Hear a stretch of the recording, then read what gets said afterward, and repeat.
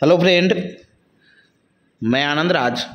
आप सब देखिए जेपी यूनिवर्सिटी जो छपरा में है उसका B Ed first second year session 23-25 का एग्ज़ाम चल रहा है और आज 7B का एग्ज़ाम हुआ है और आप लोग का अच्छा भी एग्ज़ाम गया था। जो गेस किए थे उसी टाइप का आपका क्वेश्चन एग्ज़ाम में आया है।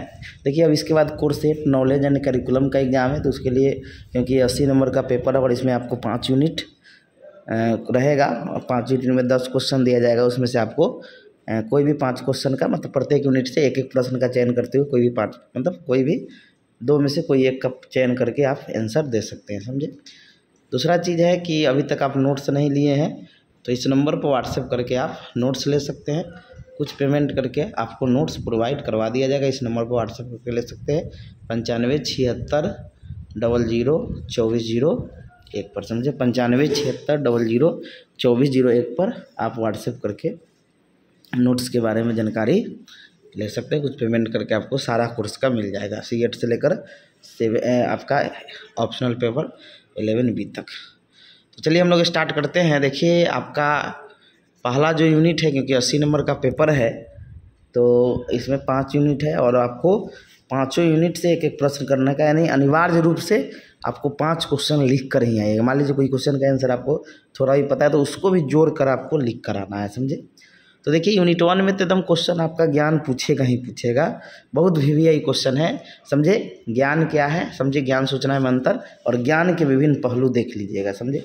पहलू से क्वेश्चन तो वही क्वेश्चन है कि ज्ञान की अवधारणा क्या है, ज्ञान अच्छा से पढ़ लीजिएगा और ज्ञान सूचना में क्या अंतर है और ज्ञान के विभिन्न पहलू का वर्णन करें, इसका कौन कौन से पहलू होता है, समझे। और एक क्वेश्चन है जानना और जानने के विभिन्न तरीके। तो यूनिट 1 में देख लीजिएगा, समझे, VVI क्वेश्चन है।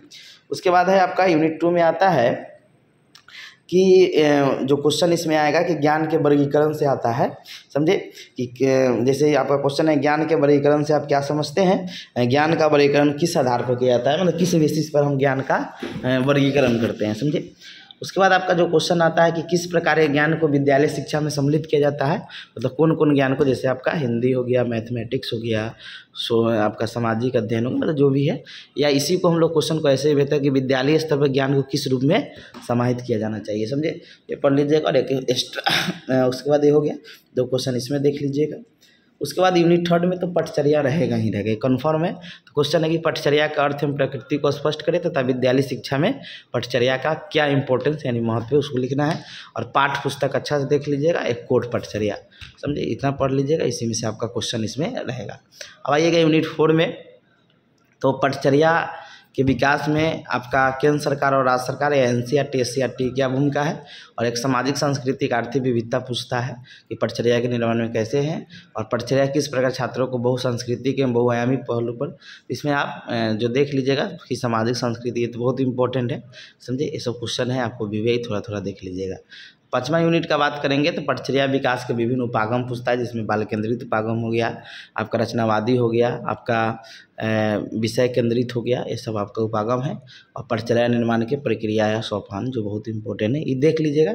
इतने में से आपका एग्जाम में क्वेश्चन रहेगा। नोट्स लेना होगा तो 9576002401 पर व्हाट्सएप करके आप ले सकते हैं।